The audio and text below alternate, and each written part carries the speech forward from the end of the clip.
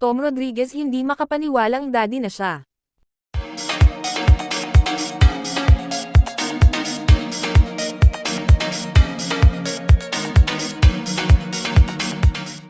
Pinag-uusapan ngayon sa social media ang celebrity couple na si Carla Abellana at Tom Rodriguez na ngayon ay ganap na magulang na sa first baby nila.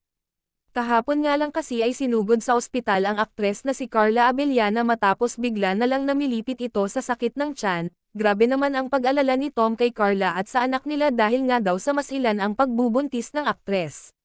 Ngunit ang hindi alam ng dalawa ay sign na pala ito na manggang anak na si Carla at napaaga ang pagputok ng panubagan nito. Samantala naman, maayos na napalabas ni Carla ang kanilang baby girl na kung saan hindi makapaniwala si Tom na ganap na ama ito.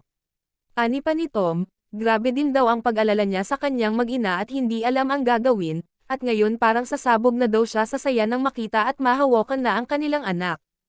Ayon naman sa nakalap namin na balita ay proud na proud umano si Tom na maging isang daddy. Pahabol pa ni Tom, ang sarap daw pala sa pakiramdam na magkaroon ng isang anak. Samantala naman, aktres na si Carla Abellana ibinahagi ang buong muka ng kanilang anak sa social media, na kung saan pinangigilan ito ng mga netizen. And this are Chika for today mga ka-showbiz, sana nag-enjoy kayo.